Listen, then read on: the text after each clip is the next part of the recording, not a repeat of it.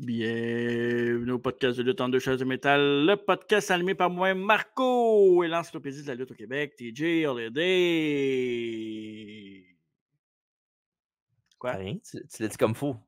Je sais. Je me suis pratiqué dans le char en m'en venant tantôt. Ah, c'est gentil. Tantôt, j'écoutais un podcast dans l'auto, puis j'ai pratiqué mon intro. Juste, ça a l'air marre, je dis de même, là, mais Busted Open, pas le nommer, c'est ça? exact. Busted Open, le meilleur podcast de Je lutte au savais. monde, après en deux chaises de métal. Ouais. Il y a eu Joe Hendry, non? Ouais. Ouais, c'est pour ça, hein, je savais. Dis son nom, il va apparaître. Moi, je crois en Joe Hendry. Pas moi. Il était cœur en Joe Hendry. Donnez-y Un toutes les jobber. ceintures. C'est un jobber. C'est pas un jobber, c'est le gars le plus populaire. Aussi populaire qu'LA Knight, t'as une chance. Il est aussi populaire que les codes d'écoute d'AEW. Ben là, cette tendance c'est pas populaire tant que ça, fait que c'est pas un honneur, là. Comment tu peux avoir des codes d'écoute de 500 000 quand t'as Will Ospreay? Ah, ok, attends, je sais qu'on parle pas de lutte moderne, là, mais faut que j'en parle, là. Je vais faire une confession, là. Cette semaine, Okada m'a fait rire. Il était cœur, Okada. Okada m'a fait rire en tabarnak cette semaine. Oh no, oh no, bitch. Ouais. Fait que, fallait que je le dise, là. J'avoue, je m'attendais pas à ça, puis ça m'a fait bien rire. Mhm. Fait que c'est tout, c'est fait. C'est la seule fois qu'il va être divertissant dans toute sa vie. Ben non, calme-toi, là. Mais non, ils vont pogner leur cote dans la semaine prochaine. C'est tout. Fait que c'est ça. Fait que là, on descend tranquillement sur Terre, parce qu'évidemment, pour ceux qui vivent en dessous d'une roche, la semaine passée, on a reçu au podcast Ted fucking DiBiase et puis Tugboat Shockmaster en live, en direct de Guerre Civile 4 à la GPW. Donc, tout qu'un moment qu'on a vécu. Tu sais, avoir des légendes au podcast, avoir des gens comme Raymond Rougeau, avoir des Nasty Boys, avoir ces gars-là, c'est déjà très spécial, puis on est très chanceux, entre parenthèses. Je dis entre parenthèses parce que je pense qu'on travaille assez fort pour Oh mériter ouais. ce petit bonbon long au bout de la ligne. Ouais. Tu sais, je veux dire, chaque abonné, chaque vue, chaque truc qu'on fait, on va les chercher et on les paye pas, comparativement à d'autres personnes peut-être dans le monde, là, parce que ça se fait. Mais nous, on est Oui. capable de grinder. Tranquillement, on gratte, puis on monte, on monte, on monte. On travaille très, très, très, très fort, je pense. Puis, d'avoir ces gars-là au podcast, c'est une chose, mais les avoir en live, assis un à côté, Ouais. Surtout. à la fin de l'année, quand on va faire notre recap de l'année, on va pouvoir se dire qu'on a eu Tugboat, Ted DiBiase puis les Nasty Boys. L'année n'est pas finie, on ne sait jamais. Là. Ouais, ouais. Mais déjà là, on se demande tout le temps à la fin de l'année, puis souvent on se parle, on va se dire, hey, l'année prochaine, comment on pourrait topper?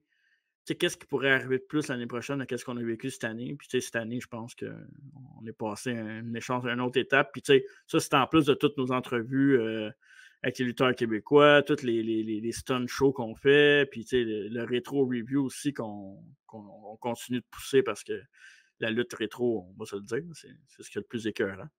Ouais. Fait que, ouais, bien chanceux, je pense. Je pense pas que les TQ qu'on était auraient pensé ça un jour, en tout cas. Non, c'est dur de penser bien les affaires qu'on était quand on était petit cul aussi, là, mais Ouais. la vie a tellement changé. Mais puis en plus, parlant de rétro, ben, à la fin du podcast, on a le mois complet qui s'en vient, qu'on va pouvoir vous dire c'est quoi les shows qu'on va faire au podcast. Fait que manquez pas ça après la bio. Ouais, biographie du mois de juin. Évidemment, il fait chaud au mois de juin. It's Oui. summertime, mais c'est, ben, tu sais, sans l'avoir eu au podcast, c'est une autre personne qu'on a rencontrée cette Ouais. année du côté de Philadelphie. La très jolie Mickey James. Puis pour avoir vu pas mal de monde à Philadelphie, je suis capable d'avouer que je pense que c'est la plus belle femme que j'ai vue, ben, une des plus belles femmes que j'ai vues dans Ouais. ma vie. Là. Ben oui. Elle a quel âge, Mickey James? Je pense qu'elle a quelque chose comme dans la quarantaine, avancée, 44 peut-être? Tu vas pouvoir me dire, c'est toi qui fais la bio. Ouais, ben là, je peux checker son âge. Mais je pense que c'est 44, 45, mais tabarouette, ouais. Très belle femme, très gentille, très disponible, parle beaucoup avec ses fans, quand ses fans veulent lui parler, bien sûr. Hein, TJ? Ben, j'y ai parlé. À toi, tu dis ça, j'y ai parlé. Je veux pas y parler pendant 20 minutes non plus. Donc, TJ, avec son beau manteau de Bret Hart, a fait une photo avec Mickie James. 44. 44, j'étais direct dessus. Fait que Mickie James, biographie du mois de juin.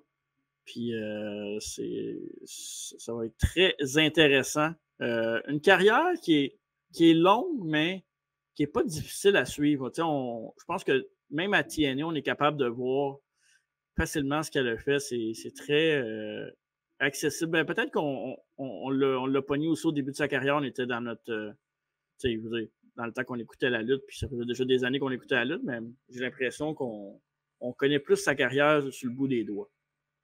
Bon, ouais, c'est surtout dans notre époque, fait que c'est plus facile dans ce temps-là. Là. Surtout dans l'âge qu'on comprenait c'était quoi la lutte. Là. Ouais, c'est ça. Fait que j'ai pas appris grand-chose sur elle que je savais pas. Mais j'espère vous en apprendre si vous la connaissez pas beaucoup. Donc, c'est un peu pour ça qu'on fait les biographies aussi au podcast. Ouais, ben oui. Fait que, as-tu quelque chose à rajouter avant qu'on se lance dans le vif du sujet? Non, je suis prêt pour la biographie. Évidemment, Mickie James a été élevée sur un ranch en Virginie.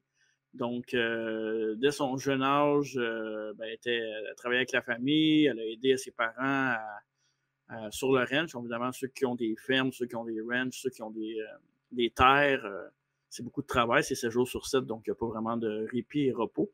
Donc, Mickie James qui mettait la main à la pâte avec sa famille et aussi était déjà une fan de lutte en grandissant, donc à la télévision, sur les territoires. Mickie James regardait la lutte. Mickie James qui est quand même n'a pas grandi dans les années 60-70, à 44 ans. T'sais, nous autres, on a 37, fait que c'est un petit peu moins que 10 ans. Fait qu'on tourne. En 79 qu'il est né. C'est ça. Fait qu'on peut figurer un peu quel genre de lutte qu'elle écoutait fin des années 80, milieu des années 80 et 90. Un peu dans le même range que nous autres, sauf qu'elle elle l'a peut-être vécu un peu plus ludiquement, en fait. Genre Gino Brito, là, tout ça. Là. Ouais, Gino Brito. Elle a peut-être vu Gino Brito lutter, elle. Peut-être. C'est ça. Fait que fan de lutte et fan d'équitation, notamment avec le ranch. Puis vous allez voir, si vous connaissez un peu Mickie James avec son look, avec ses passions, avec sa musique, qu'on va en parler un peu plus tard, que vous savez un peu que le style cowgirl, c'est pas mal son mood. Donc, un style que j'aime beaucoup. Pas que j'aimerais travailler dans un ranch parce que je suis vraiment une pâte molle, puis dans le sens que pas moi qui ramasserais la crotte de cheval puis qui nettoierait toutes ces écuries-là, mais c'est un mood que j'aime bien. J'aimerais bien ça être sur un ranch, vivre sur un ranch puis juste enjoy the life. Man. Un peu comme Paris Hilton et Nicole Richie dans le temps. Là. Hey, imagine on ferait une télé-réalité sur un ranch, moi plutôt, ça serait fou. Quelqu'un qui peut produire ça? Ben, ça me tente pas, moi. Non? Ouais, à part la sauce ranch, moi. Être payé à passer tes journées avec moi puis checker des culs de cheval? Dans le purin, non merci. Non, ben tu t'amèneras du purel, c'est tout. Ah, du Purina Cachao. Larry James, de son vrai nom, travaille aussi comme serveuse dans un bar, donc évidemment pour arrondir les fins de mois. Pas facile pour personne, la vie. Donc, pour faire son propre argent de poche, je vais travailler dans un bar comme serveuse. Donc, déjà très jolie à un jeune âge. Elle a toujours été très, très jolie, Mickie James. Donc, travaille dans un bar, fait ses petites choses, fait ses petites choses tranquillement de son côté. Elle va avoir comme info aussi que dans son patelin en Virginie, il va avoir une école de lutte avec Dory Funk Jr., donc, Mickie James, qui évidemment, vu qu'elle était déjà fan de lutte, elle savait, c'est quelque chose qui l'intéressait. Elle voulait peut-être savoir s'il n'y avait pas aussi moyen de mettre sa passion et peut-être son gagne-pain en même temps. Donc, à la place de travailler comme serveuse et tout ça, peut-être dans le monde de la lutte, voir s'il y avait de l'argent à faire. Mais tu sais, tout le monde sait que c'est très difficile de gagner sa vie avec la lutte, du moins sur une base régulière. Même aux États-Unis, les indies. Ouais, c'est pas quelque chose qui est facile pour n'importe qui. Même si c'est le gars le plus talentueux au monde, mais si t'as pas l'opportunité puis le grind, tu l'auras pas. Ouais, exactement. Donc, Mickie James va aller à cette école de lutte-là et il va aussi commencer comme valet, sous le nom de Alexis Larry. Par contre, Larry qui est manager, mais évidemment, quand tu ne fais pas les combats, puis quand tu n'es pas sur les cartes principales, puis plus haut que tu es sur la carte, plus que tu gagnes d'argent, plus populaire que tu es, plus que tu gagnes d'argent. En tant que valet, c'est un peu dur, surtout sur les indies, de faire en sorte que c'est ton gagne-pain en tant que valet. C'est déjà dur en tant que lutteuse, fait qu'imagine en tant que valet. Ouais. Fait qu'elle va trouver que c'est pas assez payant. Puis il va continuer à travailler tout de même dans un bar pendant qu'elle va continuer à faire quelques gigs de lutte la fin de semaine. Donc, souvent, elle va faire une alternance entre la lutte et les bars. Puis, elle va même, dès un jeune âge, elle va même poser comme modèle où elle va faire des photos un peu plus osées pour essayer, de style pornographique, pour essayer d'avoir peut-être un peu plus d'argent puis d'être à l'aise financièrement pour continuer à faire de la lutte plus régulièrement sans nécessairement avoir à faire les deux. Donc, essayer d'avoir le meilleur des deux mondes parce que, on sait qu'en tant que modèle, si tu es à la bonne place au bon moment, malgré que c'est une industrie quand même touchée, tu peux quand même faire ta part d'argent là-dedans, surtout en tant que modèle. Donc, elle a quand même réussi à se faire quelques sous pour pouvoir s'établir un peu plus, pour qu'elle soit plus à l'aise financièrement dans la vie. C'était weird, pareil, ces photos-là, parce que quand j'étais plus jeune, j'ai regardé ces photos-là, puis il me semble que ça ne dirait même pas que c'était elle au début. Genre, je ne c'est pas elle. Si. Ouais, ben, elle était très, très jeune, puis très un peu gamine. Fait que, mais, évidemment, on est sur YouTube, fait qu'on ne peut pas montrer d'image, mais look it up sur Google, ça se trouve facilement. Ouais, puis de toute façon, il y a un marché pour n'importe quoi, là, fait que surtout pour oui, bien sûr. Pour ça. Donc, si elle a réussi à faire son argent sans que ça soit dangereux, mettre sa vie en danger, good for her. Puis Mickie James, c'est quand même une fille assumée, là, c'est pas quelqu'un qui se cache nécessairement. C'est un peu la fille game, là, la badass, un peu game que tu vas lui donner quelque chose à faire, elle va le faire, puis elle va faire du mieux qu'elle peut faire avec ça. On va voir dans sa run WWE. Dès le début, ça aurait pu être une gig qui l'amène directement vers les clichés, mais elle a réussi à sortir son épingle du jeu à cause de son talent et de tout ça. Un peu tomboy puis one of the boys, dans le fond. Là. Ouais, exact. Puis, tu sais, elle était très bonne lutteuse. Elle n'était pas juste jolie, elle était excellente, là, en fait. Là. C'est une des meilleures de sa génération. OK, ouais, overall. Okay. Ouais. Puis, tu sais, quand tu regardes ça en tant que tel, je pense que Mickie James est meilleure que Lita. Ben, pas si t'es d'accord avec moi. Lita n'est pas si bonne que ça. Là. Non. Fait que, elle était cool, mais puis elle avait un moonsault quand même le fun, un moveset quand même le fun, mais elle n'était pas bonne. Là. Elle n'était pas super bonne, non, c'est ça. Non. Elle a quand même aidé à faire que la lutte féminine était au top parce qu'elle était avec Trish et qu'ils ont poussé ensemble en même temps, c'était cool, mais talent pur, pas tant que ça. Elle était avant une place au bon moment. Ouais. Elle va participer au premier gala. Évidemment, elle va passer de manager à lutteuse assez rapidement à cause de son désir justement de son elle est careless pas mal, puis qu'elle est prête à faire pas mal n'importe quoi, puis c'est pas un bum qui va la faire reculer. Fait qu'elle va participer au premier gala de la Women's Extreme Wrestling WEW. Elle va se battre contre Amanda Storm et elle fera face à Jessie Venturi dans un combat de table, donc rien de moins. Qu'est-ce que quoi tu ris? Jessie Venturi. Ouais, pas Jessie Ventura, mais Jessie Venturi. C'est pour ça que tu ris? Ouais, c'est pour ça que je ris. Dans un combat de table, dès les premiers galas qu'elle participe dans cette promotion-là, tout de suite, elle va mettre son corps en danger. Puis, comme je disais, ben, elle n'a pas peur de faire ce qu'on lui demande, même si ça implique des risques élevés quand même. Surtout à cette époque-là, à part la ECW, les femmes mangeaient des bombes, tu voyais pas tant de cascades comme ça, je pense. Non. C'est plus Donc, rare.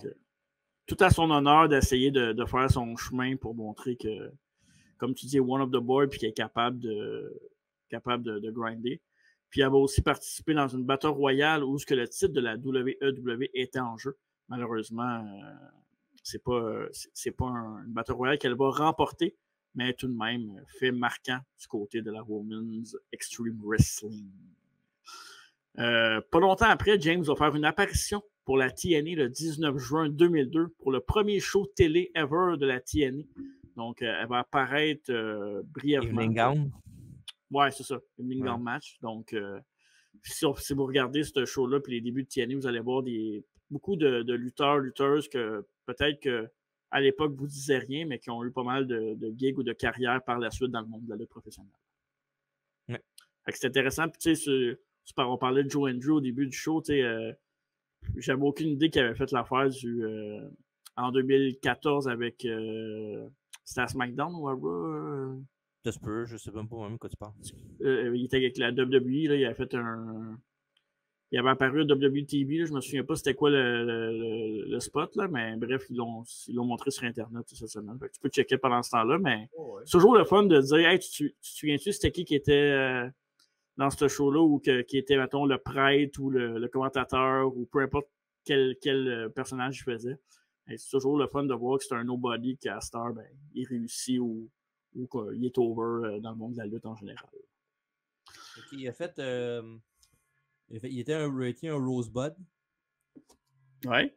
Puis il était un diplomate russe le 10 novembre à Raw, sûrement avec un spot avec Rousseff, j'imagine. Ouais, c'est ça, exact. Okay. Donc, c'était Rousseff puis Cena, ça se peut-tu? Sûrement. Ouais, sûrement. OK. En août 2002, 2003, excusez, elle va signer un contrat avec la Ohio Valley Wrestling, OVW, où elle fera plusieurs apparitions pour la compagnie et son développement. Donc, évidemment, Ohio Valley Wrestling, qui était le développement de la WWE à l'époque, où plusieurs gros stars ont passé.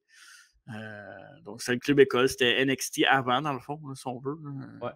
Sauf que tu n'avais pas de show vraiment. Oui, tu avais des shows, mais tu n'avais pas. C'était pas l'ampleur de NXT, puis c'était pas à la télévision non plus. Ben, y avait-tu un show à la télévision, Valley Wrestling? Il me semble que oui. Il y avait un show à la télévision locale, mais pas c'est ça. C'est un peu comme avec la GPW, dans le fond, la télévision soit communautaire, locale. Donc, c'est quand même cool pour donner peut-être une expérience télé. On sait que WWE aime bien développer ces personnes, quand les personnes ils leur apprennent comment apparaître à la TV ou regarder Hardcam, toutes ces affaires-là, parce que éventuellement, s'ils veulent les monter un jour. Ouais. Donc, ça va être ça. Donc, elle va signer avec la compagnie en 2003. Comme je disais, elle faisait plusieurs apparitions pour la compagnie. Elle avait un style un peu punk, un peu punk rock. Une fille qui en a dedans, là, qui était capable de hang out puis de se battre avec une fille qui n'avait pas peur du ridicule, là, si on veut, si je peux la décrire ainsi. Mm-hmm. Fait que non, je trouve que c'est une bonne. Tu sais, quand tu regardes les segments et les promos qu'elle a fait, parce qu'il y en a qui se retrouvent sur YouTube, quand vous regardez ce qu'elle a fait comme promo puis comme match là-bas, je trouve que ça définit bien ce que Mickie James va devenir par la suite. Puis le personnage, puis la légende qu'elle va devenir dans le monde de la lutte professionnelle. Puis là, je vois que tu as mis une photo. Ouais, j'interromps le programme pour un Special News Bulletin. Voici la photo. Ouais, c'est ça. C'est la photo que j'avais vue circuler. Puis il avait même parlé, puis tout. Là, puis, il avait bien paru dans sa promo, mais évidemment, sa grande force, c'est le micro. Là, fait que, tant mieux pour lui. Good for him. Le 10 octobre 2005, Mickie James va faire ses débuts à Raw. Et évidemment, dans une gimmick qu'on va se rappeler, c'est l'affaire la plus fameuse qu'elle a faite dans sa carrière, malgré qu'elle a fait beaucoup de choses, mais tout le monde se rappelle de la fan obsédée qui était sur Trish Stratus. En fait, c'était la fan numéro 1 de Trish Stratus. Elle a réussi à rentrer dans le ring, elle a suivi backstage, elle était tout le temps après elle. Elle voulait des photos, des autographes, elle voulait la coller. Vraiment, c'était vraiment, comment on pourrait dire ça? Pas inapproprié, mais awkward pas mal. C'était une affaire de stalker. Là. De stalker, qui a été refaite par la suite après. Mais ça ressemble beaucoup, un peu moins, parce que Trish était face. Là. Ça ressemble beaucoup à Toni Storm et Maria May. Là. Ouais, c'est vrai.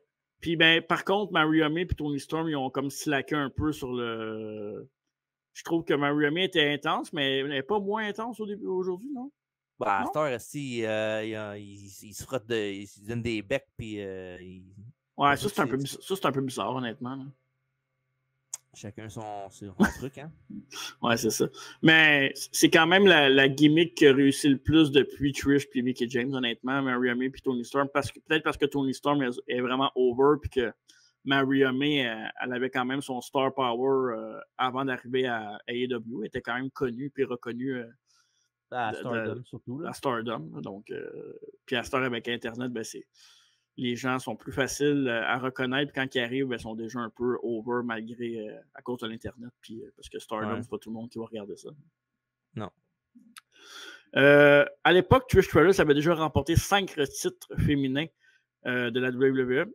Après s'être présenté en tant que fans, Mickie James se fera enseigner le métier par Trish. Donc, elle voulait devenir lutteuse, elle voulait devenir comme elle. Fait elle va même avoir quelques combats par équipe avec Trish Stratus dans ses débuts. Ils vont souvent aussi faire des trios match, mais des six-man tags, où ils vont teamer avec Ashley Massaro. Ouais, Feu Ashley Massaro. Contre Candice, Michelle, Tori Wilson, Victoria. Ouais, exact. Donc, c'était pas les meilleurs combats, mais bon. Puis je trouve que Ashley avec Mickie James, ça fitait un peu le même genre de filles qui ont le même genre de style, un peu. Là, un peu Ashley était plus punk, là, mettons, là, mais Mickie James au Warrior Valley Wrestling, je trouve qu'elle avait un peu d'Ashley dans le personnage. OK. Fait que, petite parenthèse, allez voir les looks, vous allez voir de quoi je parle. James va aider Trish à remporter des matchs contre le gré de Trish. Dans le fond, Trish était face, comme tu as dit tantôt.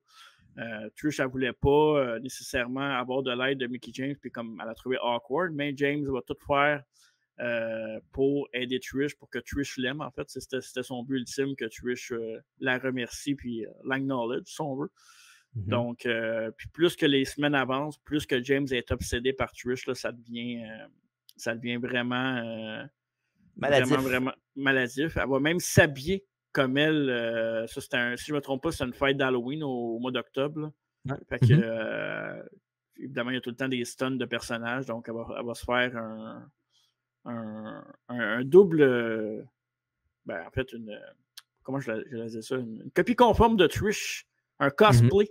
C'est ça que je cherchais. Un cosplay de Trish Stratus. Fait que exactement pareil. Fait que c'est des choses que. Puis c'est drôle parce que quand tu vois Trish, puis là, je l'ai pas mis la photo, mais quand tu vois Trish puis Mickie James à côté avec la perruque, ils se ressemblent quand même un peu. Là, fait que c'est les deux, deux femmes très en forme. Là. Fait que c'était quand même très bien joué. Puis ça va durer sur plusieurs semaines, même plusieurs mois. Donc c'est quelque chose qui était intéressant à regarder. Puis l'affaire avec cette affaire-là, c'est que c'est un peu. C'est un peu pas niché, mais c'est un peu cliché. Mais l'affaire, c'est que Mickie James jouait tellement bien son personnage, était tellement awkward, puis tellement intense dans ce qu'elle faisait. Puis elle était nouvelle, fait qu'on n'avait pas de. On ne pouvait pas dire, avant, elle a fait ça. On ne pouvait pas la comparer. C'est ça, on ne pouvait pas comparer à personne. Fait qu'elle jouait tellement bien son rôle qu'elle nous tapait ses nerfs, mais en même temps, c'était exactement ça qu'il fallait qu'elle fasse. Puis Trish était tellement aimée dans ce temps-là. Trish était la numéro 1, puis oui, t'avais Lita, mais il n'y avait pas personne vraiment à l'échelle de Trish.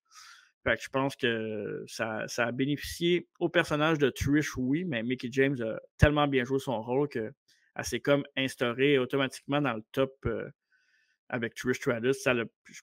À mon avis, elle a tassé Lita quand elle est arrivée carrément. Là. Je veux dire, elle a vraiment pris la place. Hein. Ouais, mais Lita était en fait avec Edge. Là. Kane P. Edge, plutôt. Ouais, c'est ça, exact. Ouais. Mickie James va aussi battre Victoria pour devenir aspirante numéro 1 au. Pourquoi tu mets ça? Au titre de Trish. Tu l'as pas dit encore. Ben, je suis pas rendu là. Ah, t'es pas rendu là? Okay. Non.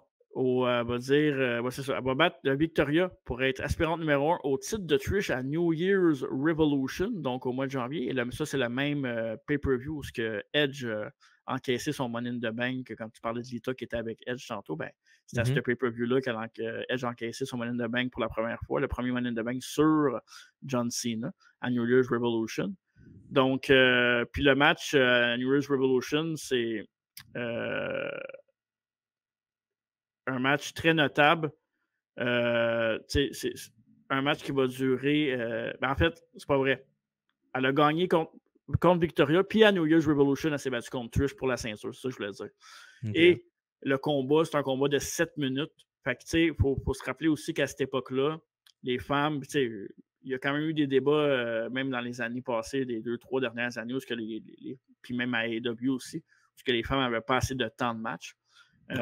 7 minutes.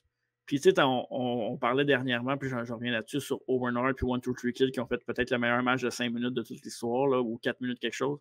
Ben, avec 7 minutes, à ce moment-là, Trish puis Mickie James ont comme volé un peu, pas le show en tant que tel, mais ont laissé leur marque sur des combats féminins que dans ce temps-là, à part Trish puis Lita ensemble, puis de temps en temps Victoria, il n'y avait pas vraiment de match féminin qui volait le show avec des 3, 4, 5, 6 minutes.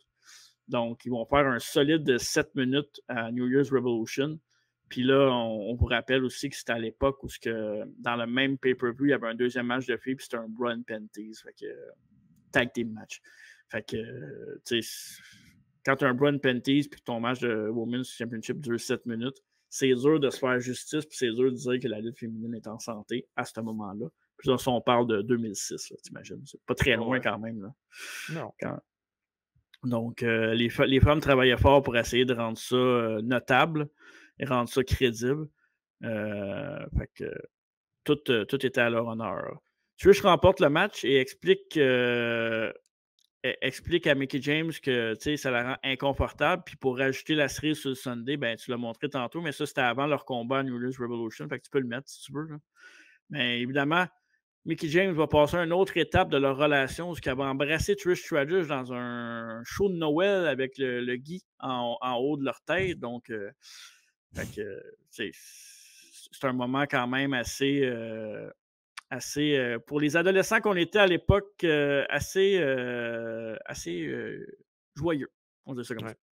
Ouais. C'est joyeux, puis c'est quelque chose qu'on... Ouais, vas-y. Ça me fait rire parce que ça me fait penser dans une galaxie près de chez vous là, avec un baiser. En dessous du Guy, puis la photo de Guy Lafleur. Oh, c'est vrai, je ne me souvenais pas de ça, c'est malade.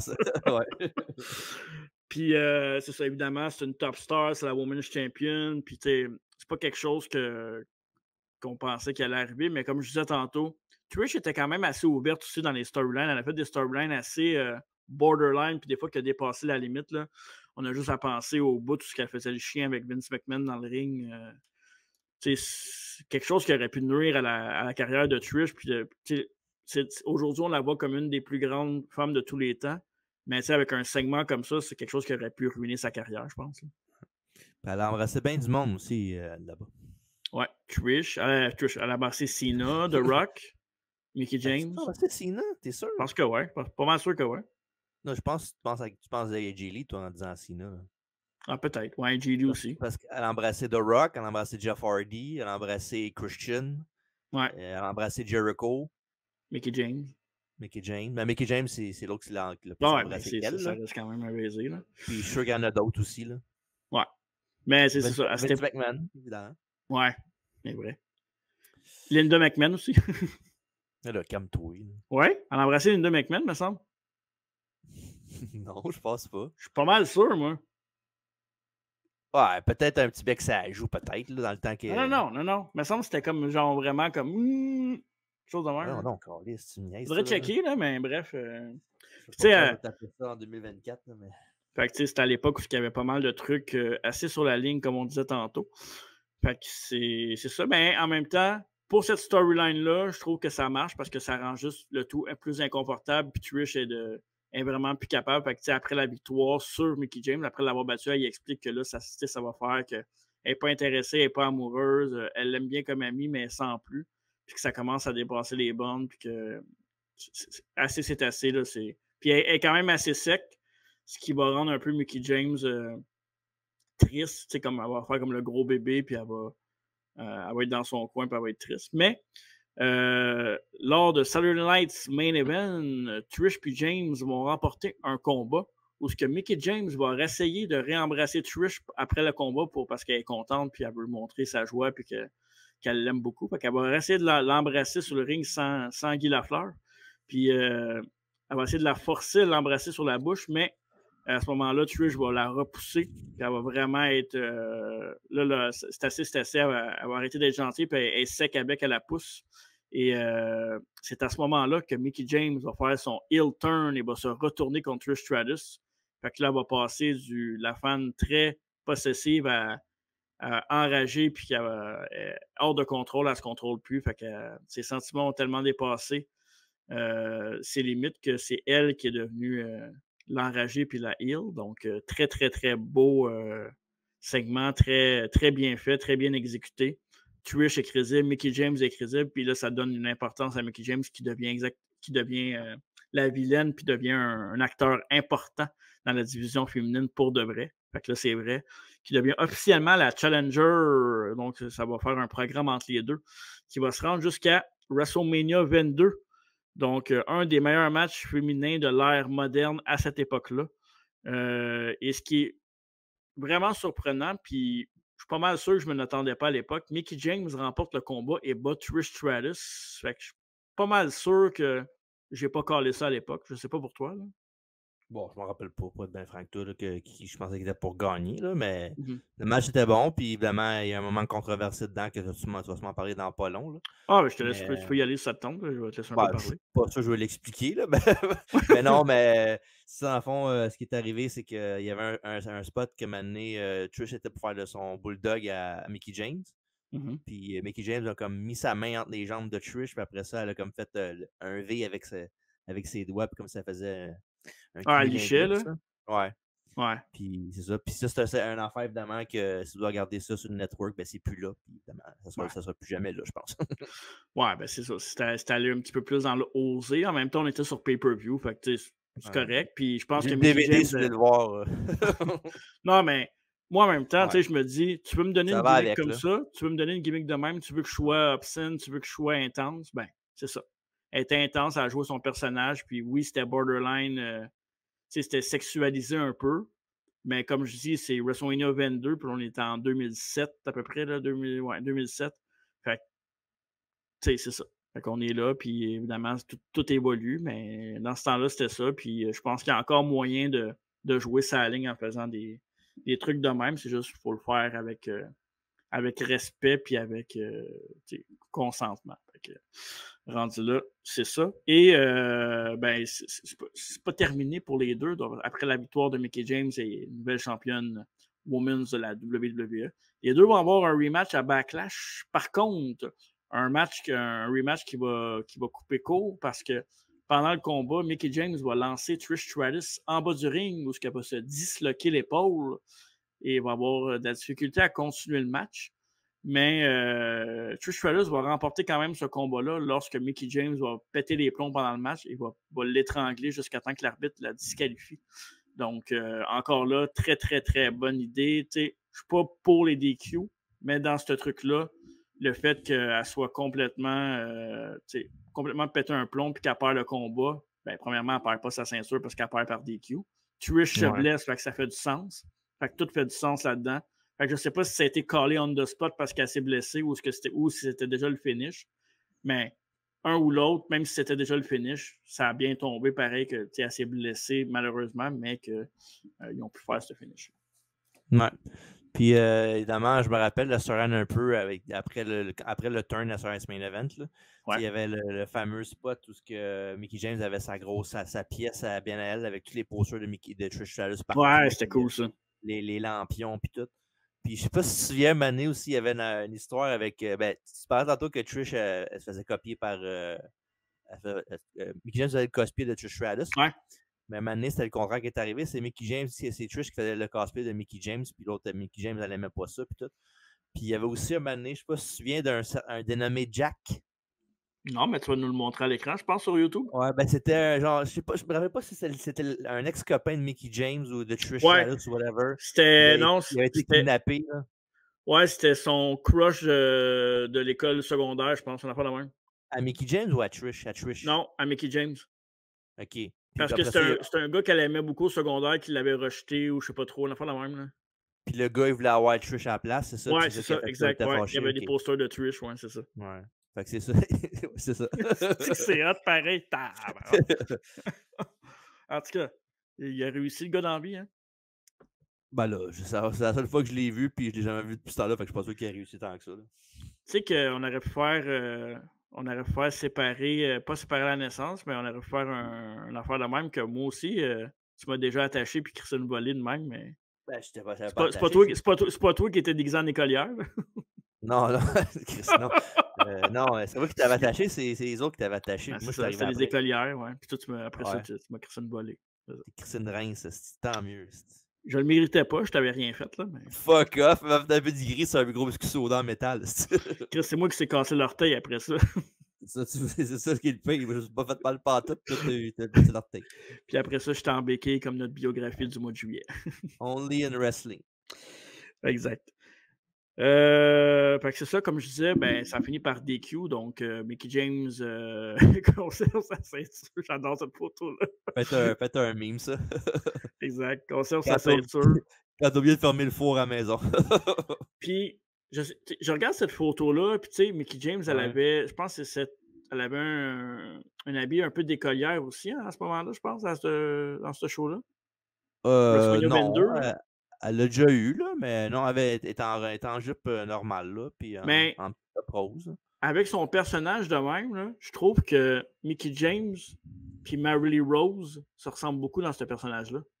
Ouais. Hein, tu sais, elle est un peu folle sur le bord, puis ses expressions faciales. Non, mais. Elle était un peu folle sur le bord, okay, Mary Rose aussi, ok, je savais pas. En personnage, je parle pas de Cynthia, je parle de Mary Rose, évidemment. Okay. Mais je sais pas si ça s'est déjà fait comparer sûrement là, au personnage, mais j'en parlerai parce que je trouve que c'est. Je sais pas. J'ai regardé la photo, j'étais comme ouais, il me semble le facial de Mary Lee Rose dans ses combats est très expressif, elle crie beaucoup, est très, très verbal. Fait que un peu de Mickie James et d'Ashley, peut-être. Ouais, probablement, ouais, parce qu'elle était très émo qu'elle disait quand elle était jeune. Fait que... Ouais, punk rock. Ouais. Trish va revenir à Raw 2 mois plus tard face à Mickie James. Pour mettre avec le titre en jeu. Donc, Mickie James qui va battre Trish Stratus en 2 minutes 30. Puis à ce moment-là, Trish avait été championne. En fait, je disais Mickie James tantôt, mais c'est le contraire. Ouais. C'est Trish qui était championne. Et Mickie James qui va remporter la ceinture pour une deuxième fois contre Trish. Donc, en 2 minutes 30. Fait que, tu sais, est-ce qu'elle était revenue trop vite? Puis, dans le fond, ils ont juste voulu faire un switch de ceinture ou c'est juste que c'était un combat de filles, puis ils ont voulu faire ça vite, puis de la ceinture à Mickie James. Je pense que c'est un mix des deux, ça, selon moi. Ouais, peut-être un mélange des deux. Ouais. Fait que malheureusement, à 2 minutes 30, tu peux pas te faire même valoir, puis s'il était blessé, ben c'est pas un match que je vous conseille d'aller écouter. Ben, en même temps, ça passe tellement vite que si vous avez rien à faire et que vous voulez vraiment écouter ce match-là, go for it, mais ça passera pas à l'histoire. Yes, hey, Triple H, j'en arrête, salut. Ouais, je sais, je l'ai remarqué moi avec. James va être ensuite en réalité. En rivalité avec cette personne. En rivalité avec Lita. Et Trish Stratus, elle, va avoir une histoire d'amour avec Carlito Cool. Tantôt, on parlait de gars qu'elle a embrassé. Ouais, en un autre. Lui aussi, Carlito, il a quand même été popé. Lui, il a embrassé Trish et Tori Wilson aussi. Toi, t'as l'air d'un gars qui envie les autres en ce moment. Là. Mais non, mais je me rappelle des affaires de lutte, c'est pas pareil. Là. En tout cas, moi, Tori Wilson, je veux rien savoir de elle. On va te donner la grippe une fois. Ben oui, on s'en fout. Puis en plus, avec son col roulé. OK. C'est toi qui aurais dû porter un col roulé, peut-être. Tu serais pas malade. T'as bien raison. Un mois plus tard, Trish et Mickie James vont avoir leur combat final un contre l'autre. Donc, combat final à ce moment-là, parce qu'évidemment, ils vont croiser le fer un petit peu plus tard dans les ères plus modernes à un certain pay-per-view qui a eu une seule édition qui était supposée changer l'ère féminine à jamais. Fait que, c'est quoi ça? Ouais, ça a plus clôturé le mouvement qui avait commencé. C'était plus ça que d'autres choses pour célébrer le début du mouvement. Ouais. Et dans ces années-là, Trish va gagner son match final à ce moment-là contre Mickie James en 3 minutes et quelques secondes. Donc, puis je serais pas surpris que ça revienne éventuellement un jour, peut-être, là, ce show-là, au moins une fois ou deux encore. Là. Ouais. Avec une nouvelle administration. Là. Ouais. Une bonne administration qui sait comment faire des storylines surtout. Non, la nouvelle administration. Là. Bref. Mickie James aura des rivalités par la suite en tant que championne, entre autres avec Melina, où elle va échanger quelques victoires et quelques titres aussi. Donc, Mickie James va se rendre évidemment à 5 titres féminins de la WWE. Donc, Melina et Mickie James vont s'échanger la ceinture. Et puis, on se rappelle aussi, là, pour Melina, à ce moment-là, évidemment, elle était avec M&M, là, mais elle a eu aussi une bonne passe parce que c'était une des bonnes lutteuses qui a sorti un peu du lot avec tout ce qu'il y avait eu comme les téléréalités, Diva Search aussi, puis ce genre de era-là. Melina, c'est une très bonne lutteuse quand même qui est sortie du lot avec son charisme et son habileté dans le ring aussi. Je l'aimais bien. L'entrée aussi était bonne. Ouais, je l'aimais bien. Melina, pour vrai, elle lookait. Ouais. C'est cool. C'est une des dernières bonnes de cette gang-là, de cette génération-là, si on veut. Batista trouvait ça aussi qui était cool. Qui ça? Batista aussi trouvait ça qui était cool. Hey, toi, Coudon, c'est correct, quoi? toi? Je me rappelle des affaires, qu'est-ce que je te dise? Tu te rappelles pas des bonnes affaires. C'est pas des affaires qu'on mette de l'avant. Ben là, c'est vrai qu'il était avec. Ils sortaient ensemble dans le dos de John Morrison à un moment donné. Hey, John Morrison, c'est rendu un break, là. Ça, c'est quoi? Il fait n'importe quoi, ce gars-là. Johnny TV, il était écœurant, de quoi tu penses? C'est ce qui est mauvais. Hey, on pourrait l'avoir pour être Johnny entre deux chaises, il serait malade. Imagine, je suis sûr qu'il dirait ouais. Il n'y a rien à faire, Johnny. Peut-être. Il faudrait checker. On l'a appelé. On l'a appelé après le podcast. Ah non, il ne fallait pas dire ça. Il y a quelqu'un qui va le payer pour l'avoir. OK. Ouais. À ce moment-là aussi, Beth Phoenix qui va faire son arrivée, qui va être un peu dans le mix avec Melina et Mickie James. Et éventuellement, Beth Phoenix va prendre toute la place et va prendre la pole position de la division féminine où ce qu'elle va devenir la Glamazon et surtout la personne à détrôner au top de la division. Donc, qui va faire en sorte que Beth Phoenix, elle est ce qu'elle est aujourd'hui. Donc, une légende. On sait qu'après ça, elle va avoir des apparitions dans le Royal Rumble éventuellement, puis qu'elle va confronter souvent des hommes qui étaient un peu la suite que Chyna avait apporté à cette sauce-là. Donc, dans l'ère un petit peu plus moderne. Fait que, good for fait que James qui va devenir encore une fois Women's Champion à l'époque, va teamer en équipe avec Kofi Kingston, qui lui, à l'époque, était champion intercontinental, et ils vont faire un combat tag team mix, où ils vont défendre les deux ceintures contre Beth Phoenix et Santino Marella. On se rappelle tous de la chimie et de la relation entre Santino et Beth Phoenix, qui nous a donné des moments... Qu'est-ce que ça veut dire? Glamorella. Glamorella. Exact. Qui nous a donné des très beaux moments de télévision, puis qui a fait un peu sortir Beth Phoenix de son personnage de sérieuse à l'époque qui était très neutre et sévère. Mais avec Santino, c'est un peu dur de rester dans ce mood-là parce que fuck man, il est tellement drôle. Puis je me demande, tu sais, c'est sûr que c'est arrivé, là, mais je me demande combien de fois qu'il a réussi à faire décrocher pour vrai Beth Phoenix parce que c'est clair que c'est arrivé une couple de fois. Ouais, mais il y a beaucoup de monde sûrement qui était capable de faire broncher. Santino qui est aussi a aussi été. Il avait-tu été championne féminine aussi? Ouais, hein? Diva, je pense. Ouais, avec Santina. Santina, ouais, c'est ça. Ouais. D'ailleurs, Santino, c'est un autre qu'on a reçu au podcast il y a quelques années en marge d'un show de la Main Event Wrestling. Fait un autre à cocher. Ça, c'est quand même cool. On a fait un stunt avec Mike Patterson et Santino au podcast. Deux comiques. Je sais pas si Santino va revenir à Main Event Wrestling. C'est encore le GM? Ben oui, d'accord. Il me semble qu'il l'a mentionné il n'y a pas longtemps, ça. OK. Ouais. Donc, le match entre Santino et Beth Phoenix contre Kofi et Mickie James était un winner-take-all match. Donc, le gagnant remportait chacun leur titre de leur division. Évidemment, un match qui a été remporté par Santino et Beth Phoenix, qui sont devenus intercontinental et Women's Champion respectivement. On va sûrement le voir à Main Event, pas à Main Event Wrestling, mais à Slammiversary, Santino, sûrement aussi. Ouais, Ouais, on risque de voir pas mal de monde autour du ring qu'on connaît. Honnêtement. Là. Autant je vois mon beau Nick, je suis correct. Nick Lachey?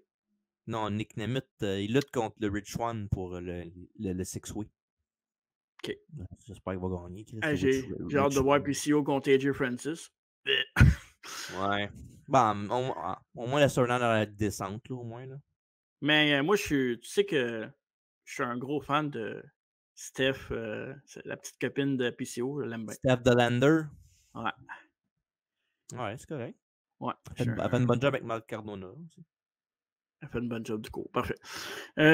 Après l'ère, évidemment, après ça va être l'ère des divas et des bikini models, de social media, des téléréalités, de toutes ces crap-là qu'on a eu à WWE, Diva Search.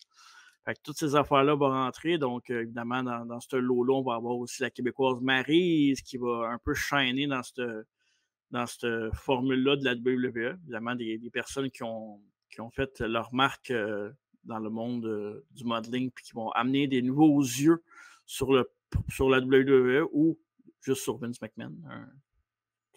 Un va pas sans l'autre. Ouais, Vince, pas juste les yeux, malheureusement. Ouais, exact. Les mains baladeuses. Puis, fait que c'est ça. À ce moment-là, Mickie James qui va être une des seules bonnes lutteuses qui va rester dans ce lot-là avec Beth Phoenix, évidemment. Fait que Mickie James va faire son possible pour essayer de donner le plus de matchs décents possible. Et je parlais de Maryse tantôt, Mickie James va aussi remporter le titre de Diva Champion, match qu'elle va remporter contre Maryse lors de Night of Champions. Puis après ça, Mickie James, évidemment, en tant que Diva Champion, va avoir beaucoup de défenses de titre flatteuse, importante. Évidemment, elle va passer toute la division de Diva, je me sens mal de dire ça, mais toute la crap qu'il y avait à ce moment-là de monde qui ne savait pas lutter, là, qui était juste là pour se montrer puis faire puis essayer d'aller chercher un public un peu plus rated R superstar, on va dire ça de même. Pourquoi t'insultes Jillian Hall de même? J'insulte pas Jillian Hall parce que Jillian Hall va remporter la ceinture de Diva contre Mickie James à un épisode de Raw. Ça n'avait pas voulu en plus que ça soit le segway. C'est elle qui va détrôner Mickie James de son premier titre de Diva. Donc, Jillian Hall, la chanteuse, la Britney Spears gimmick de l'époque. Qui n'a pas fait long feu à la WWE, malheureusement, ou heureusement. Je dirais un I Knew 2, ouais. Peut-être même plus que ça. Peut-être plus. Mais à un moment donné, tu la voyais plus, elle apparaissait, elle faisait genre un stun de chanson. En même temps, quand tes lutteurs font 7 minutes de match, puis c'est tes top ones, là, fait que il n'y aura pas grand spot pour eux autres non plus. Puis en plus, c'était-tu full spin le brand split dans ce temps-là? Peut-être pas dans ce temps-là. Non, ça a commencé en 2008, le brand split. En 2002, le brand split. On a parlé avec le King of the Ring, de toute façon. Ok, peut-être que oui, d'abord. Ouais, on était quasiment au 3e ou 4e draft. Là, fait que... Bref. T'allais-tu chercher des compléments d'informations avant que je continue? Ou... Oui, tu peux dire quelque chose. Je vais en parler tantôt. La WWE lancera pas longtemps après la campagne Be a Star. Donc, Be a Star qui est contre les bullies. Évidemment, pour mettre fin à l'intimidation partout dans le monde, dans les écoles, peu importe. Donc, une grosse campagne d'anti-bully qui a fait couler beaucoup d'encre à l'époque, dont quelque chose que CM Punk parlait dans ses promos, puis out aussi. Donc, qui avait utilisé ça dans son mic drop, dans son. Pas mic drop, mais dans sa bombshell. L'affaire, c'est qu'au même moment que la WWE lance Be a Star, il va y avoir une storyline impliquant Mickie James et Lay Cool qui vont agir comme des bullies, puis qui vont, dans le fond, ce qu'ils vont faire, c'est qu'ils vont insulter le poids en disant que Mickie James a des grosses fesses. Fait que ça va être ça le gros nerf de la guerre de la storyline, c'est qu'ils vont bullier les fesses à Mickie James. Ils vont l'appeler Piggy James, puis ils vont mettre une photo d'elle, photo d'un cochon avec sa face superposée, comme si c'était elle, Piggy James. Puis même aussi, il y avait, je pense, Layla qui était déguisée en Piggy James avec le gros saut de cochon. Puis, genre, elle était comme le monde qui met le gear sumo, là. Mm-hmm. Elle avait mis ça, puis elle s'était déguisée en cochon aussi, là, pour faire comme si c'était elle, Piggy James. Puis ça a duré 5 ans à peu près de WWE. Oh, tabarouette. Ouais, Vince devait l'aimer. Bah, c'est correct. Là. Ouais. Puis évidemment, ça c'est dans le temps où les Cool, moi j'aimais bien Layla, honnêtement. Puis tu sais, on se cachera pas que Michelle McCool sortait avec Undertaker. C'est à ce moment-là hein, qu'on commençait à sortir avec, pas longtemps. Non, c'est arrivé plus tard, me semble ça. C'est plus tard? Pas mal sûr que c'est plus tard. T'es sûr que son push n'était pas à cause de ça? Non, je pense pas. Elle était bonne. Elle méritait son push, Michelle McCool, quand même, quand elle était là. Ben, elle était bonne. Elle n'était pas au début, là, mais après 1 an et demi ou 2, elle commençait à être bonne. Elle faisait des bons matchs. Là. Oh ouais, c'est selon aussi. Ouais. Fait que Michelle McCool et Layla qui ont eu une bonne run ensemble, évidemment, parce que Layla, c'était son sidekick. Les deux ont remporté le Diva title. Les deux ont eu des runs respectables, selon le mot respectable du moment, avec la Diva Championship. Puis c'est ça, ils vont feuder ensemble avec Mickie James, comme on disait tantôt. Ils vont bullier Mickie James.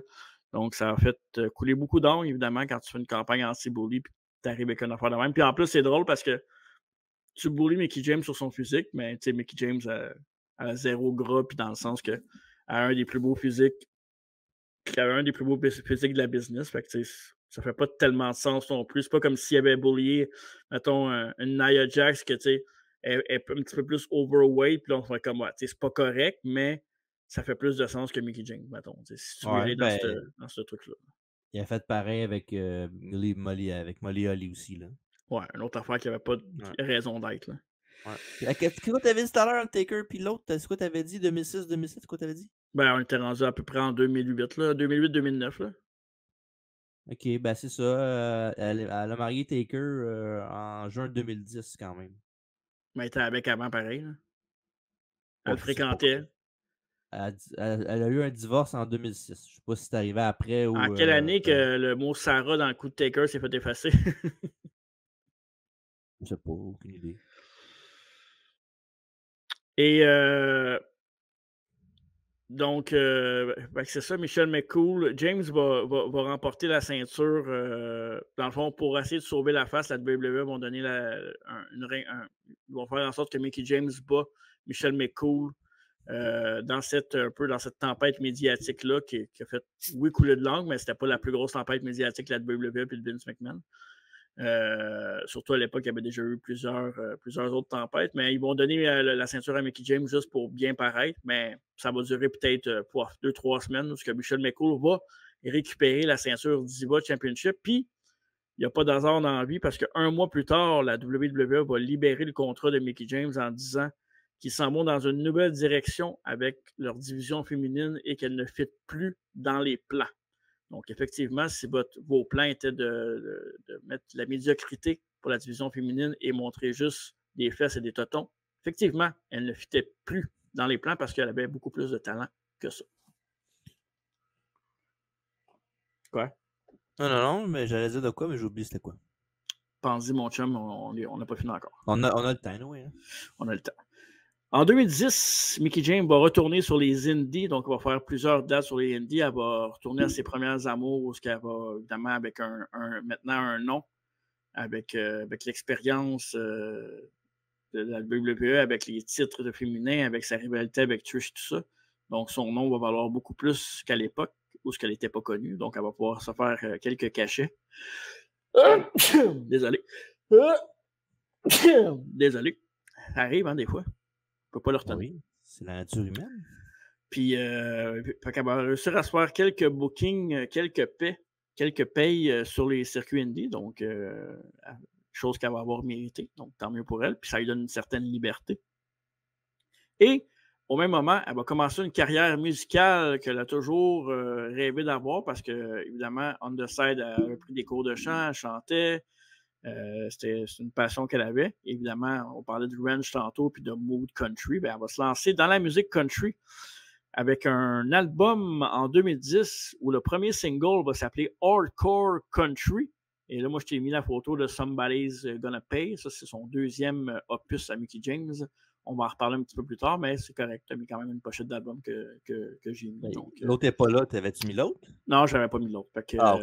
La première pochette d'album avec Hardcore Country, chanson qu'elle va reprendre du côté de la Total Non-Stop Action dans sa dernière run à la TNA. Qu'on a vu dernièrement. Ouais. Fait que elle va faire, elle va prendre le temps, elle va se concentrer sur sa musique, elle va faire des projets personnels, l'argent qu'elle a fait à WWE va lui permettre un certain luxe de s'épanouir dans ses projets personnels. Fait que tant mieux pour elle. Good looking girl, elle a un bon talent aussi. Puis, sans dire que c'est une carrière musicale qui a fonctionné, elle a fait ce qu'elle avait à faire avec son fanbase, elle a pu faire quelques sous avec ça, puis tant mieux, parce que, je veux dire, elle a mangé son pain noir, comme on dit. Mm-hmm. La même année de cet album-là, à la fin de l'année, elle fera son retour officiel à la TNA. Donc, quand je dis retour, c'est que là, ça va être pour de bon. Ça ne sera pas juste pour un stunt lors du premier show de TNA. Elle va faire ses débuts dans la division féminine qui, il faut le rappeler aussi, c'est que, puis ça a toujours été le cas, à l'époque, la division féminine de TNA était une des meilleures divisions à travers le monde. Donc la Knockout Division, où les meilleurs matchs féminins, c'est du côté de TNA qu'on les retrouvait. Donc TNA avait non seulement la X-Division, mais avait aussi la Knockout Division qui donnait d'excellents produits et d'excellents matchs avec des visages pas toujours connus. Mais Mickie James va amener une certaine crédibilité à cette division féminine-là. Ça va prendre quand même quelques temps avant que Mickie James, malgré son nom, puisse mettre la main sur le titre knockout de la TNA. Donc, ça va être en 2011, lors de Lockdown 2011, que la championne va battre Madison Rayne pour gagner le titre pour la première fois. Le titre féminin de la TNA. Donc, ça va être à l'époque, ça va être la première femme à remporter le titre TNA, WWE et Diva. Elle a remporté ces 3 titres-là. En 2011, ça va être la première femme de l'histoire à faire cet accomplissement, ce qui n'est pas rien pour l'époque. Donc, ouais. Parce qu'avant, il y avait Gail Kim qui est passée proche. Là. Elle avait eu la Knockout puis la WWE, mais elle n'a jamais eu la Diva. Elle n'était pas là dans ce temps-là, je pense. Ouais. Puis pour ceux qui connaissent un peu moins la TNA, je vous conseille quand même d'aller voir cette histoire-là, ces histoires-là dans ce temps-là de la TNA, dans tout ce qui est division féminine. Puis, tu sais, Mickie James, en tant que championne, elle va commencer un programme avec Beautiful People. Puis, tu sais, pour ceux qui ne connaissent pas Beautiful People, à ce moment-là, c'était quand même the thing dans la lutte. Là. Beautiful People, on en parlait plus que tout ce qui était Diva ou Women's à la WWE. Fait que TNA était quand même était quand même populaire, faisait parler d'eux autres pour cette division féminine. Puis Beautiful People a été peut-être, on parle souvent des AJ Styles, puis des Samoa Joe, Christopher Daniels, la X-Division, mais Beautiful People, dans l'histoire de la TNA, ça a été probablement les 2 des filles les plus marquantes de l'histoire de la TNA. Ouais, c'était leur porte-étendard, si on veut. Là. Puis, tu as mis les photos pendant ce temps-là, mais pendant que Mickie James était championne de TNA à cette époque-là, elle va aussi défendre le titre de la TNA au Mexique à la AAA. Donc, évidemment, partenariat entre AAA et la TNA. AAA qui a toujours, évidemment, avec Conan comme chef. Et aussi Jeff Jarrett, évidemment, celui qu'on prononce... G-E-F-F, J-A-R-R-E-T-T. Ha ha ha! Il était cœur, hein, Jeff Jarrett. Fait que je le plug. Hey, t'as-tu vu, en parlant de Jeff Jarrett, t'as-tu vu la Honor Cup? J'ai pas vu encore, non. T'as pas vu le bracket? Non, j'ai pas vu le bracket. Non? Ben, il est dans le tournoi de Jeff Jarrett. Ça fait du sens aussi, vu que... Ça fait du sens, mais je trouve ça drôle parce que, tu sais, il y a genre Jay White, Bryan Danielson, Claudio, Pac, Jeff Jarrett. Qui va gagner ce tournoi-là, tu penses? Je pense que ça va être Jay White, moi, je pense. OK. Pas Danielson, non? Peut-être, mais il a déjà son match de championnat déjà. Il y en a une couple, là. Ça se peut aussi, là, mais... Puis, ouais, fait que, comment on l'a dit? Ouais, il y a Jeff Jarrett, puis il compte, en fond, d'un côté du bracket, c'est Jay White contre Ray Phoenix. Mm-hmm. Puis c'est Jeff Jarrett contre une wild card qu'ils n'ont pas nommé. Fait que ça peut être n'importe qui. Ça peut être genre une grosse vedette, comme ça peut être Jay Lethal plus pour faire le match un contre l'autre. Mais il est dans le tournoi, fait que je trouvais ça drôle quand j'ai vu le bracket. Je fais c'est malade qu'il soit là-dedans. Il devrait mettre contre Mais- Milligan. Mais ça fait. Ah, peut-être, mais ça fait du sens, comme tu as dit. Ben oui, ça nous donne aussi un petit moment de l'histoire. Puis, c'est qu'ils ont été ensemble, c'était des grands chums. On peut juste voir. Imagine, il gagne, il serait malade. Man. Jeff Jarrett à All In pour la belt. Let's go. Je charge souvent contre AEW, mais Jeff Jarrett qui gagne le Home Run Hard Cup demain matin. Ouais, s'il n'y aurait pas le title shot au plus gros show de l'année, peut-être, là, mais Ouais. ça serait cool. Ça m'étonnerait que ça soit. Hey, Mickey James. Oh yeah. C'est ça. Ça m'étonnerait que Jarrett ait ça. C'est quand le All-In? Mois de juin? Mois de juillet, hein? Mois d'août? Mois d'août. Ouais, mois d'août, on en a parlé la dernière fois. Mois d'août, ouais. Fait que comme je parlais, pour revenir à nos moutons, Mickey James avec un programme en 2 volets avec Beautiful People et surtout Angelina Love qui bataillait pour le titre aussi TNA à ce moment-là. Donc, Mickey James va perdre le titre de la TNA contre Winter, contre l'hiver, avec l'intervention d'Angelina Love. Et ils vont faire un échange de titres. Oui, c'est ça, exact. Mais Winter, on dirait que ça ne me dit rien, Winter. Mais Winter, c'est Katie Bird. Je suis allé voir, mais ça ne me disait rien quand j'ai fait la bio, quand je faisais la bio. Bon, ouais, t'as là quand même un petit bout, là. Elle avait des pouvoirs pour ensorceler. Ben, c'est pas des pouvoirs, dans le fond, c'est qu'elle mettait de la drogue dans ses verres, puis elle commençait à être possédée par elle, mais elle avait pas des pouvoirs psychiques, juste qu'elle la droguait, puis c'est ça. OK. Du good family fun.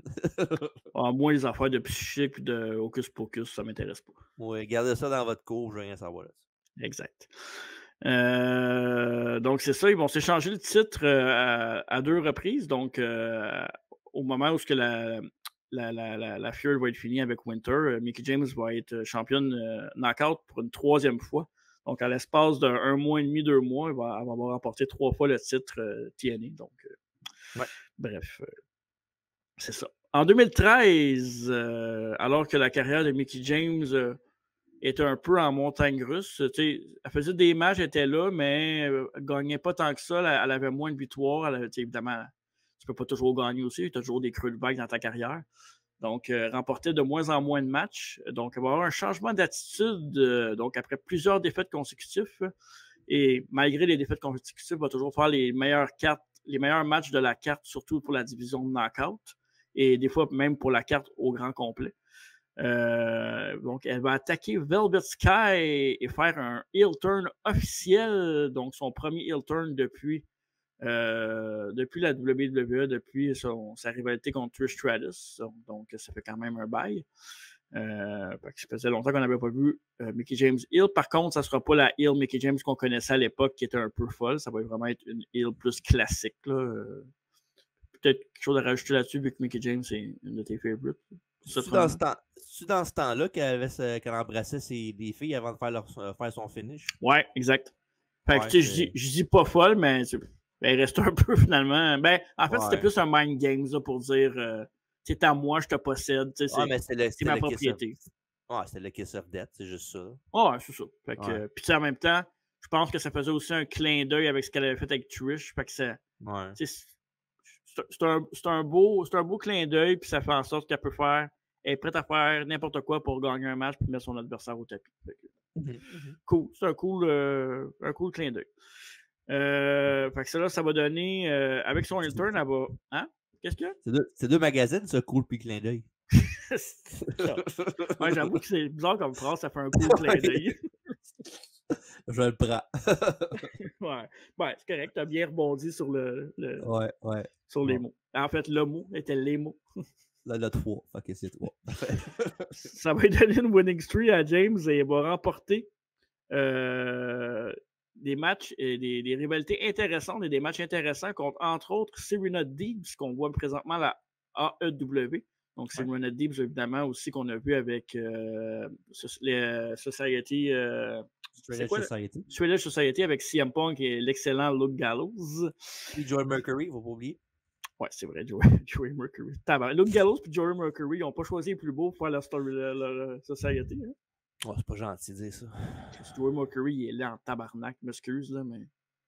Je ne veux pas faire du body shaming, mais Joey Mercury, c'est un des gars les plus laids que j'ai vus. C'est du fake. Ben, il n'est pas si laid que ça, calme-toi. Hey, moi, je suis une photo de Joey Mercury, puis là, je parle pas de la photo quand il s'est fait péter à la face. Ouais, ben là, c'est un peu dans ça. Et pendant ce moment-là aussi, elle va avoir.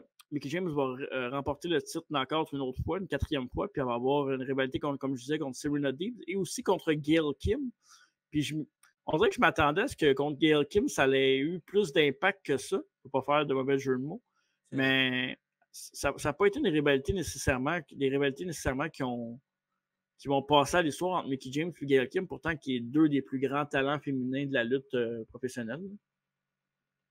Je m'attendais à mieux ça. Toi, t'avais-tu des souvenirs de Gail Kim puis Mickie James? J'essaie de mélanger deux noms en même temps. Gail James puis Mickie Kim. Ben, en faisant les recherches, il me semble qu'il n'y avait pas tant de... Je sais pas, je m'attendais à plus que ça. Je me suis dit, ben ouais, c'est deux des plus grandes knockouts.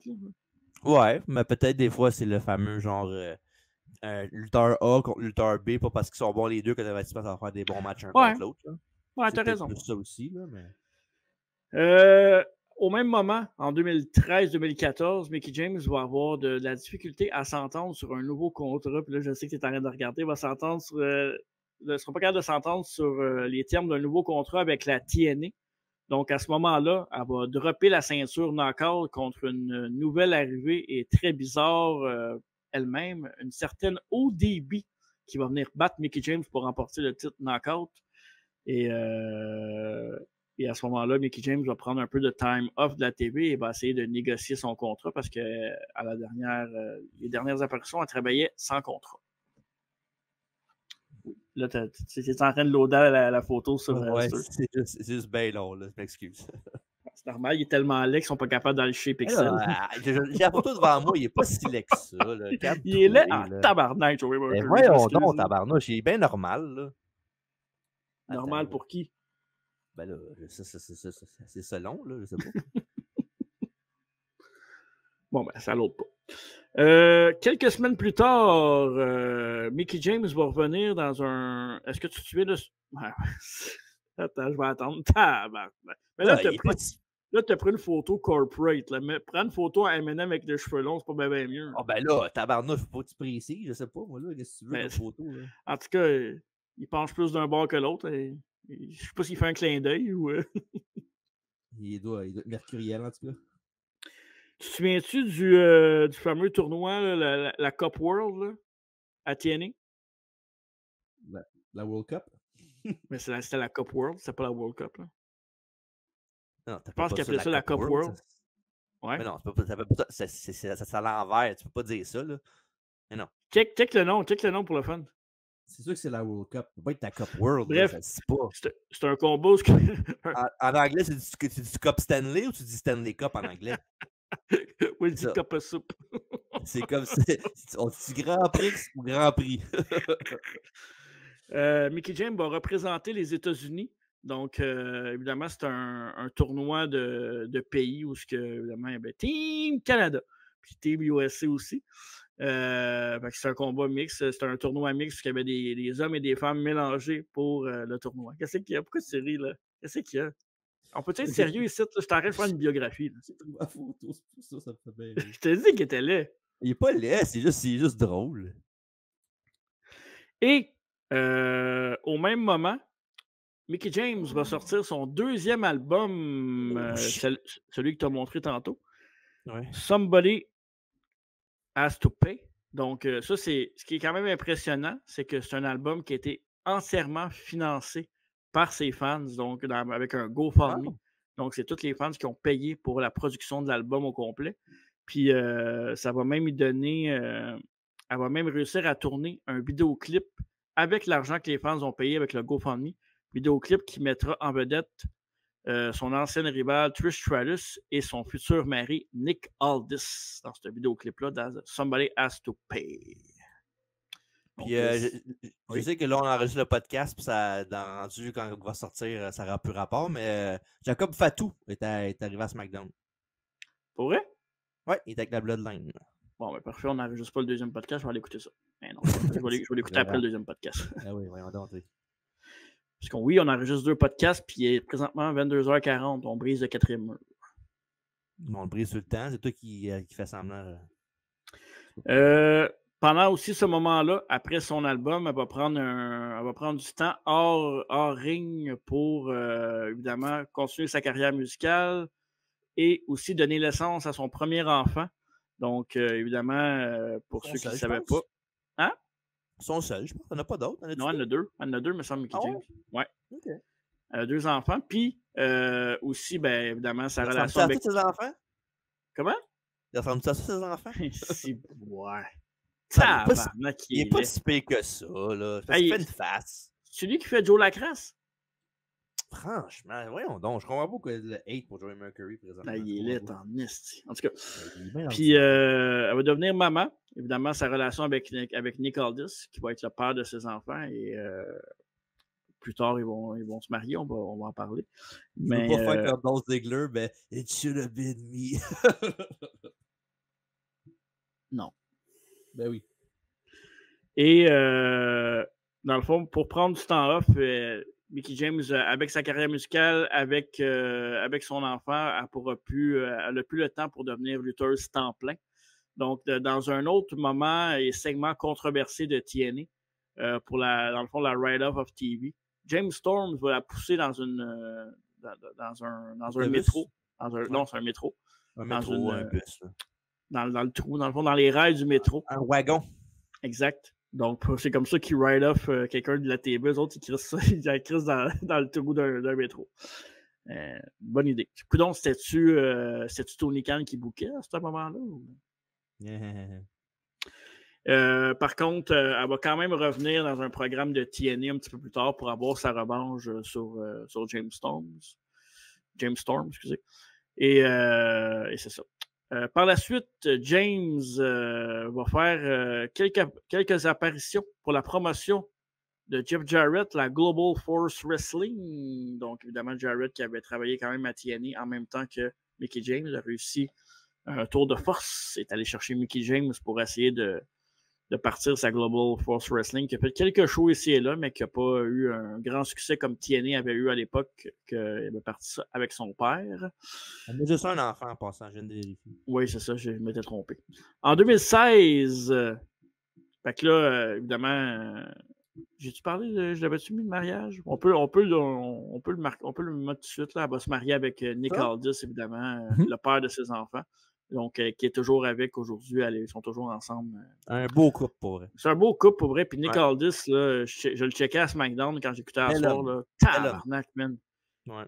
Il était à côté de McIntyre, puis il avait l'air aussi gros que McIntyre. C'est malade. Ben, il est shapé, Nick Aldis. Ouais. Il pourrait lutter facilement s'il voudrait, mais... Penses-tu qu'il va lutter un moment donné? Ouais, c'est pas mal sûr. Je suis sûr que oui, au moins un match ou deux. Je peux pas croire. Il est quand même très physique dans son rôle de GM. Hein. Pour vrai. C'est ce qu'il faut. Ouais. En même temps, tu sais. C'est fou pareil que les deux GM, ça soit lui et Adam Pearce. C'est n'importe quoi. Puis ils font une crise de bad job. Pour vrai, je pense que c'est les GM les plus crédibles qu'on a eu depuis longtemps. Là. Depuis Eric Bischoff. Non, c'est pas vrai. Puis au moins le draft veut quand même dire quelque chose parce que quand il y a des apparitions au show, il s'est expliqué par des affaires. Chose qu'il n'y avait pas avant, mais évidemment, quand c'est Triple H qui book, c'est normal. Ça change un scène souvent des fois aussi, par exemple. Okay. Bon, tu sais, des fois, en tout cas. C'est correct. Je ne blâme pas personne, c'est juste que ça arrive. En 2016, Mickie James fera son grand retour à la WWE, mais par contre à NXT TakeOver Toronto, où ce qu'elle va défier la championne NXT Asuka. Donc, Asuka contre Mickie James en 2016, il n'y a pas grand monde qui aurait parié sa maison là-dessus. Mais pourtant, c'est arrivé. Puis Mickie James nous prouve qu'elle est capable de hang out avec les meilleures lutteuses du moment et n'a pas l'air folle pantoute. Évidemment, elle ne remportera pas le titre, mais va faire bonne figure et va mettre Asuka encore plus over qu'elle l'était déjà en lui donnant un très bon match. NXT TakeOver Toronto. Elle va aussi, pendant ce run-là, elle va aussi pairer avec Alexa Bliss. Alexa Bliss qui était dans une des meilleures runs de sa carrière avant qu'elle devienne possédée.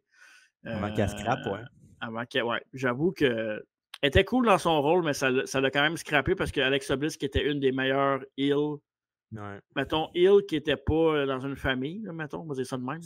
C'était genre ce que Stephanie Stratton va être en ce moment, c'était pas mal ce qui était Mickie Mais James. Stephanie Stratton, est-tu en punition? Ben non, elle va revenir. Là, Parce qu'il l'utilise de moins en moins. Je ne sais pas si elle est blessée, là, mais depuis la petite affaire qu'il y avait eu sur Internet là, pour les commentaires racistes, je pense. Là. Peut-être, ça se peut. J'espère que non. Parce que... Je pense pas, mais. Fait que Mickie James et Alexa Bliss qui vont être une très bonne paire ensemble pour vrai. Mickie James qui va servir beaucoup de boucliers à Alexa Bliss. Alexa Bliss qui va utiliser Mickie James pour remporter ses défenses de titre. Donc, tu sais, c'est un peu le même genre de dynamique qu'avec Trish Stratus. Tu sais, elle restait un peu folle dans son personnage, mais pas vraiment obsédée nécessairement par Alexa Bliss, mais plus pour garder son spot, là, si on veut.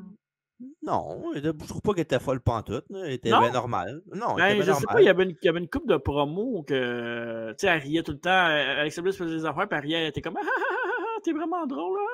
Ouais, mais ça, c'était plus pour être genre, les filles cocky, genre les mean girls, si on veut, plus que d'autres choses. OK, peut-être, ouais, Je voyais peut-être. plus ça comme ça que Mickie James qui était folle, puis de Alexa Bliss ou folle tout court.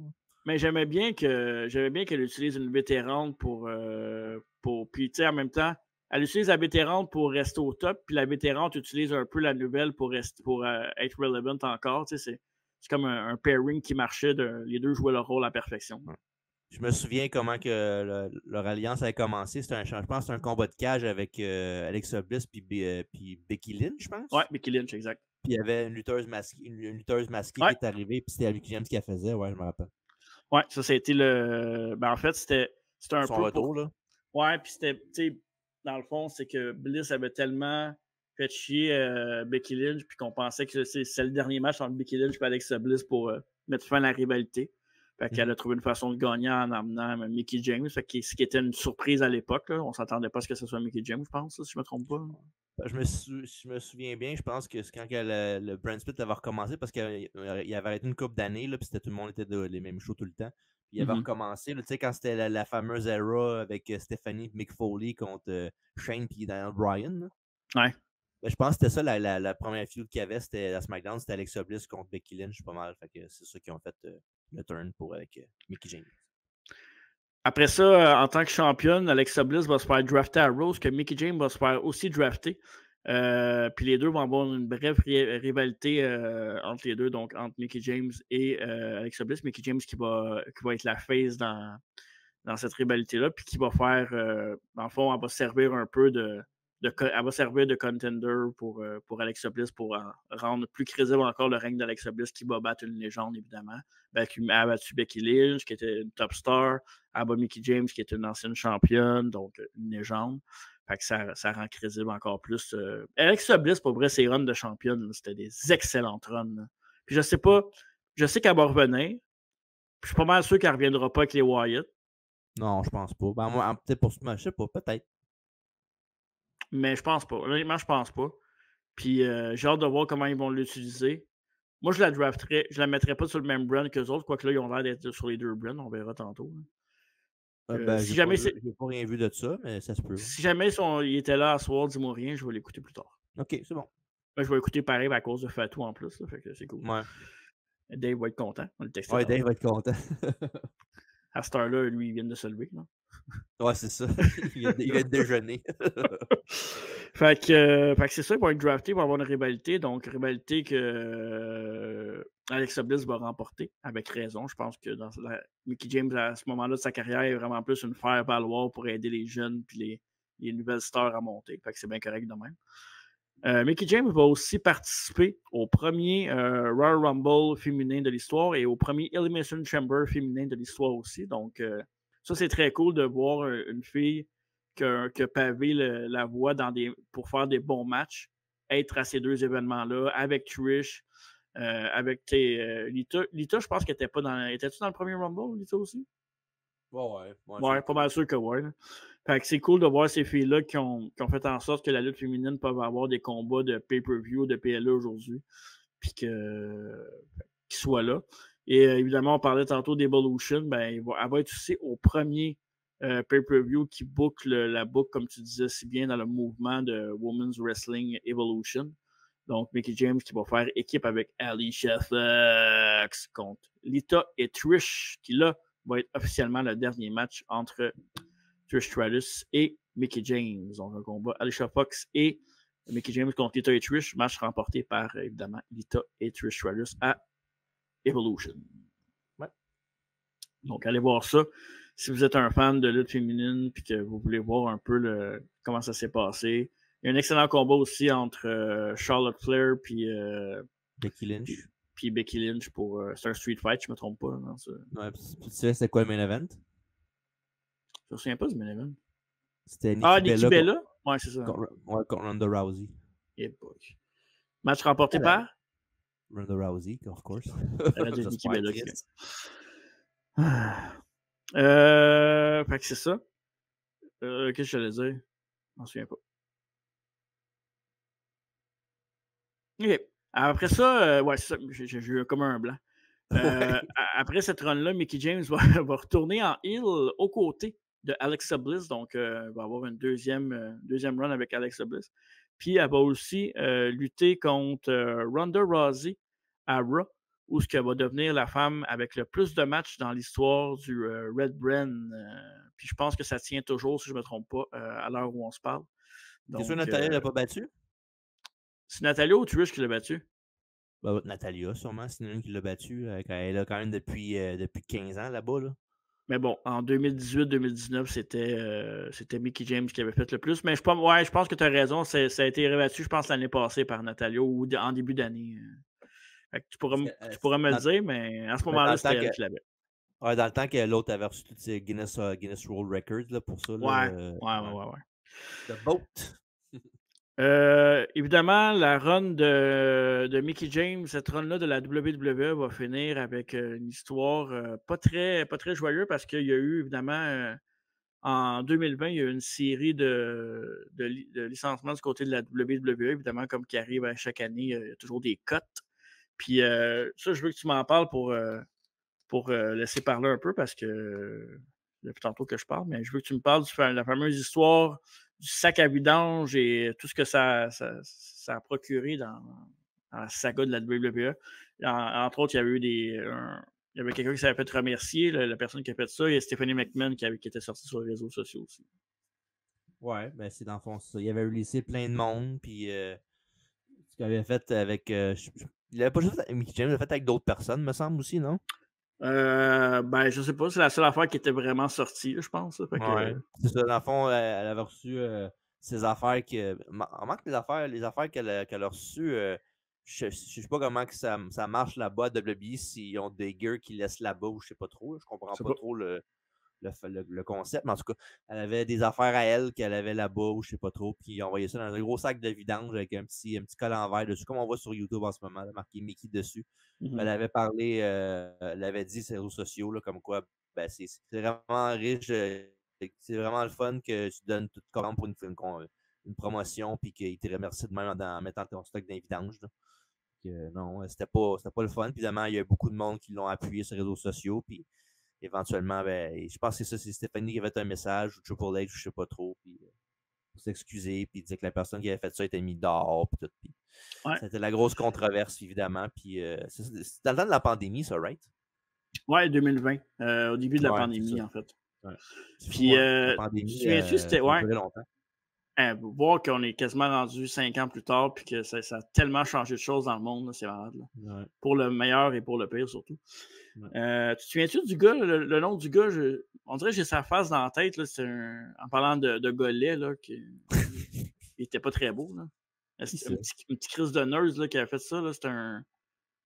Comment il s'appelait le gars qui a fait l'affaire du vidange? C'est celui qui mettait le monde dehors et qui se prenait pour un autre. Là. On dirait que j'ai sa face dans la tête. Le nom, c'est quoi? T'en souviens-tu? Non. C'est pas grave, on ne fera pas de publicité sur ton podcast. Bon. Qui mange la marde. Il n'y a personne qui va voir son nom, qui va taper sur Google, voir c'est qui, c'est qui. Là. Mais par contre, Mickey James n'arrêtera pas ses projets et surtout ses ambitions parce qu'elle va devenir l'exécutif de la NWA Power.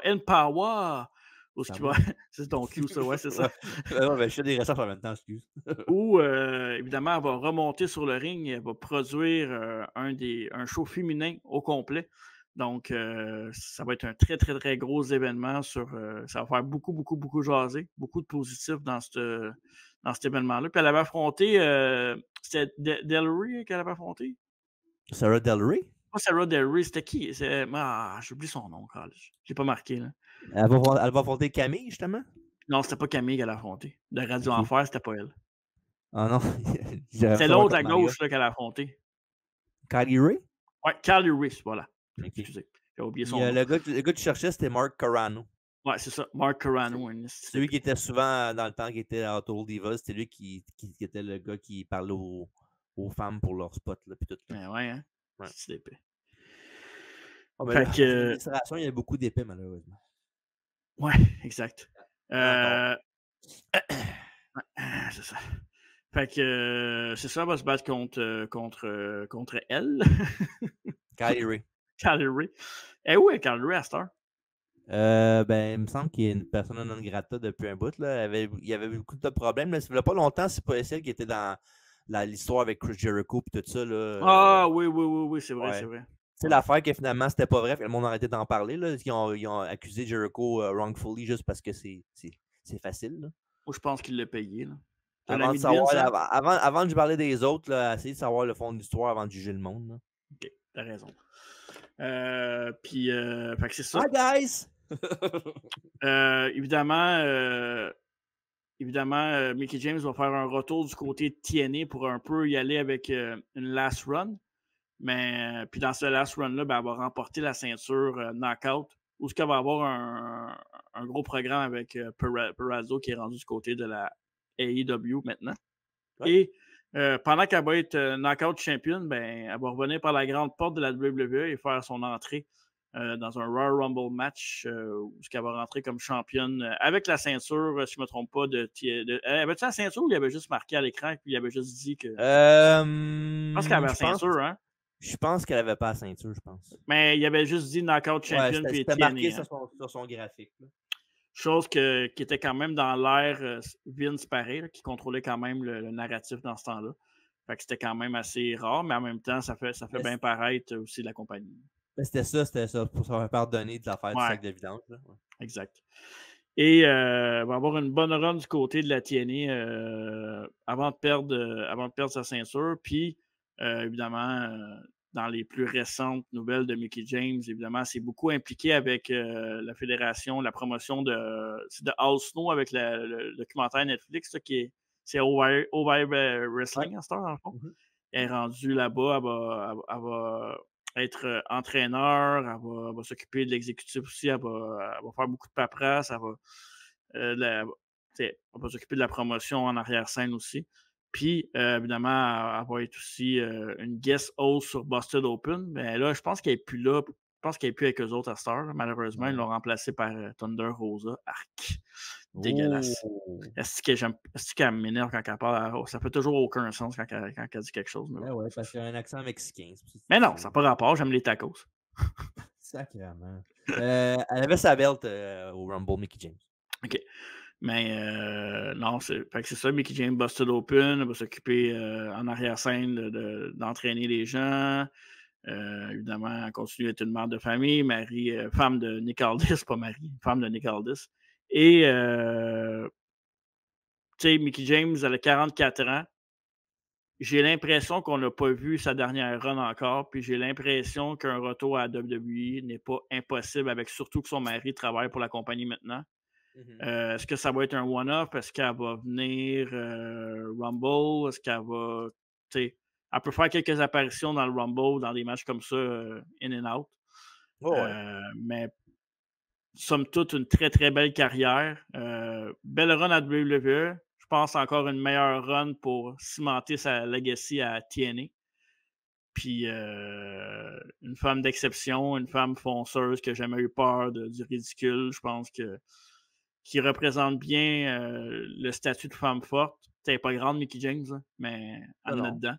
Puis une femme magnifique avec beaucoup de talent et assurément, pour ce que ça vaut, mais assurément une Hall of Famer. Je sais qu'il y a beaucoup de monde qui parle contre le Hall of Fame, mais mettons dans le Hall of Fame, le vrai Hall of Fame de la lutte pour le respect des pairs, mettons, là, Mickie James a assurément sa place au Hall of Fame. C'est où l'année prochaine, WrestleMania? Ils l'ont-tu dit? C'était où? Ouais, c'est à Las Vegas. Ah, ok, ouais. Bon, il pourrait le faire là, mais d'après moi, si c'est pas l'année prochaine, c'est l'autre d'après. Ça va s'emmener, c'est sûr. Surtout qu'elle était là au dernier Hall of Fame avec. C'est sûr qu'elle va être là parce que Nick Aldis est là. Mais elle était là au Hall of Fame. Fait que d'après moi, elle ne devrait pas être bien long avant qu'elle soit dans le Hall of Fame. Puis, parenthèse aussi, Trish qui a dit qu'elle avait quand même une dernière run à faire. Là, après son dernier, elle a dit qu'elle allait revenir pour une dernière storyline et tout ça. Puis, moi, je pense que peut-être que Mickie James va être impliqué là-dedans. Puis, ça serait cool de les voir peut-être ensemble. Ben ouais, pourrait. Pourrait teamer ou pourrait être soit face, peut-être pas contre, mais face. Heel ou face? Heel, je pense. Ben, non, face, les deux. Ouais? Ouais, ouais. Moi, j'aime mieux Trish en heel. J'aime bien. Ouais, moi, j'aimais Mickie James en face. Fait que... Ben là, on est dans une impasse. Hein? Ben, à moins qu'il soit contre. Puis toi, je sais que Mickie James... Alexa Bliss, ça pourrait revenir, puis avec Mickie James. Ah ouais, c'est vrai. En babyface contre Trish, puis un autre, là. Pas mauvais. J'avais pas l'idée. Ouais. Toi, je sais que tu es un fan incontesté de Mickie James depuis le début. Tu es fidèle à Mickie James depuis day one. Ouais. Grand fan de Mickie James. Fait que sa carrière, Mickie James, puis ça a été quoi ton expérience quand tu l'as rencontré, ton feeling, tout ça? Mon non, feeling, mais... Non, mais dans le sens que c'est gênant, là. Pas gênant dans le sens que j'ai honte, là, mais c'est quand même impressionnant, là, d'avoir une fille de même que j'ai adulée, non seulement que je trouve très jolie, mais qui est super bonne en plus dans tout ce qu'elle fait que c'est encore plus énervant. Puis, tu sais, les meet and greet, les WrestleCons, enfin même, c'est pas quelque chose que tu peux vraiment parler 20 minutes avec quelqu'un, là, à moins vraiment qu'il y ait surtout Mickie James, là, que la ligne était quand même assez longue. Là. C'est ça, fait que c'est pratiquement un in and out, là, mais non, j'ai pas eu grand temps avec elle, mais le peu de temps que j'ai eu, déjà que j'ai pu prendre une photo avec elle, c'est déjà ça a fait ma journée, là, surtout qu'à WrestleCon, il y avait beaucoup de monde que j'aimais beaucoup, que j'ai pris des photos avec, mais je pense que c'est pas mal le highlight de ceux que j'ai pris des photos avec, là. Fait que non. Elle ou Keys ou Ziggler? Ben, Ziggler, c'est sûr que c'est quelque chose, mais j'aime Mickie James, mais ça reste Mickie James, c'est une belle femme, fait que ça aura plus le fun, mais non, en marque les trois, j'ai pris une photo avec Lex Luger aussi, puis j'ai adoré Lex Luger, c'était malade, là. Moi, j'ai pris une photo avec Lex Luger, c'est malade. Ouais, moi, j'ai trouvé qu'il t'a manqué de respect, c'est même pas levé. Ouais, come on, c'est pas gentil de dire ça. Hey, imagine si t'aurais eu Jeff Jarrett, tu aurais été au petit ange. Ouais, là, même moi, j'aurais capoté. Mais là, j'espère qu'on aurait pu en prendre ensemble, cette photo-là. Avec Jeff Jarrett, oui, ça aurait pu. OK, parfait. Mais Mickey James, non, plus ça, oui. T'as jamais voulu, hein? Non, celle-là. Ben, t'as revengé, t'as fait pareil d'être DiBiase l'autre jour. Ouais. La différence, c'est qu'avec DiBiase, on a pris la photo avec pareil. Ouais. La différence, c'est que ça coûtait pas 80$ prendre une photo, c'était gratis, là, mais bon. Ben, ça m'a coûté 40$ US, là. Ouais. Anyway. Ce qui était raisonnable, je trouve, pour ça. Ouais. T'as déjà payé plus cher pour des choses qui ont duré Ouais, laisse faire, se prendre en serviette. Ouais, fait que c'est ça. Fait que non, on fait ça. Fait que non, c'est quelque chose. C'est vraiment une expérience que j'ai adorée. Puis évidemment, comme lutteuse, puis comme athlète, puis comme tout ce qu'elle fait est très bonne. Fait que non, une pionnière, évidemment, dans le monde de la lutte féminine. Puis quand c'était pas var-jeu dans la division féminine ou dans la lutte féminine en général, dans le monde de la lutte, ben, elle était toujours là pour être redorer son blason. Fait que non, Mickie James, que ce soit en beauté ou en talent, c'est un talent exceptionnel. Ouais, d'accord avec toi. Puis souvent, quand je vous dis peut-être d'aller voir quelques matchs ou quelques séquences de la carrière d'un lutteur ou d'une lutteuse, évidemment, tout ce qui s'est fait avec Trish Stratus, c'est un must-see si vous ne l'avez pas vu. M'étonnerait que si vous êtes un fan de lutte, surtout un fan de rétro, que vous n'avez pas vu ça, mais si jamais c'est le cas, c'est un must-see. 2 combats à retenir avec Trish. New Year's Revolution 2006, puis 2006, ouais, 2006, excuse. Puis aussi WrestleMania 22. Donc, c'est pas des combats qui durent extrêmement longtemps, mais c'est des combats qui valent la peine d'être vus. Puis sinon, TNA, elle a des bons combats puis des bonnes storylines, mais c'est rare qu'on va dire ça, mais allez voir sa dernière run qu'elle a eue à TNA dans le temps qu'elle était championne, puis si elle perdait, il fallait qu'elle prenne sa retraite parce qu'elle a sorti vraiment des bangers et des 5 stars match quasiment à chaque fois qu'elle luttait. Fait qu'allez voir la dernière run de TNA, les matchs, ça va se trouver assez facilement sur leur chaîne YouTube. Là. Ils ont quand même pas mal de contenu. Fait qu'allez voir ça, Mickie James, une future Hall of Fame, puis ça serait vraiment le fun de l'avoir au podcast un jour. Je pense pas que c'est impossible. Non, c'est pas mais j'aimerais ça qu'elle exprime tout ce qu'on a parlé de sa carrière puis de l'avoir au podcast. Je pense que ça serait cool. Puis on l'a rencontré en vrai. Tu sais, oui, c'est facile à dire qu'elle était gentille avec ses fans puis tout, mais il y a du monde qui sont bêtes comme leurs pieds puis qui rencontrent moins de fans que Mickie James a rencontré parce qu'elle en a rencontré vraiment beaucoup. Puis on a juste vu le temps qu'on était là. Fait que très gentille puis très ouverte pour ses fans en personne. Ouais. Fait que c'est ça. Ça se dit-tu pour une femme, c'est une chic type? Ouais, ça se dit. On le dit là. OK. Parfait. Une chic type, puis un cool clin d'œil. Cool clin d'œil. Fait que c'est ce qui complète la biographie du mois de juin de Mickie James. Yes! Fait que c'est dans le rétroviseur, ça aussi. Fait qu'évidemment, on va terminer un beau mois avec ça, là, évidemment, avec Ted DiBiase, Tugboat. On a parlé des King of the Ring 2002 et 94. Et là, pour le mois de juillet, c'est un mois qui va être rempli d'actions. Donc, la semaine prochaine, on commence avec ça, Marco. La semaine prochaine, Canadian Stampede, donc un In Your House. Donc, un de mes beaux, ça. Ouais, c'est cool quand même. En sol canadien, évidemment, avec la Art Foundation qui était heel, mais qui vont être les héros nationaux dans la ville. C'était à Calgary, hein, c'est ça? Ouais. C'était à Calgary. Donc, évidemment, contre Team USC, le team de Austin, Goldust, Shamrock, Legion of Doom. Donc, un In Your House qu'on va vous parler la semaine prochaine, qui va être très intéressant. Toujours mes préférés des In Your House. J'adore les faire, honnêtement. C'est vraiment cool. Ouais. Et ensuite de ça, on y va avec ceci. Et là, évidemment, au mois de juillet, vous le savez, on va avoir un spécial à travers la table le 18 juillet, le jeudi 20h30 pour parler de TNA qui s'en vient. Slammiversary à l'Auditorium de Verdun le 20 juillet où on va être présent. Donc, on devrait nous voir la tronche à la télé, probablement. Puisqu'on est proche des entrées puis proche du ring. Donc, évidemment, un TNA d'hier à aujourd'hui. On va parler de tout ce qui entoure le TNA, évidemment, du passé, du présent et du futur. Oui. Et après ça, aujourd'hui dans l'histoire. Et oui, aujourd'hui dans l'histoire, ça là, j'ai hâte. Honnêtement, j'ai vraiment hâte à ça parce qu'aujourd'hui dans l'histoire, on va comparer le 1er janvier 1999. Qu'est-ce qui est arrivé à Raw? C'est le 4, mais c'est mal. C'est le 4? Ok, je ne l'avais pas vu, excuse. Le 4 janvier 1999. Qu'est-ce qui est arrivé à Raw? Puis qu'est-ce qui est arrivé à Nitro? Puis vous le savez, c'est marqué sur YouTube, vous le voyez, c'est quoi anyway. Vous le voyez avec la victoire, évidemment, de Mankind du titre. Puis de l'autre côté, c'est le Finger Poke of Doom. Mais évidemment, nous autres, on va décortiquer le show au complet. Donc, toute la carte qui s'est passée. Ouais. Puis ça va être en tour de rôle parce qu'on va faire ça le plus possible, segment par segment de chaque bord. Exactement. Ça va être très, très intéressant. Et parlant d'intéressant, évidemment, on a la bio de Mickie James. Donc, si vous pensez que la bio de Mickie James, on en a parlé beaucoup, ben, le mois prochain, pour la bio, il y a des grosses chances qu'on parle encore plus de ça. Ah, ça va être long. Ça va être un 2h30, 3h facile.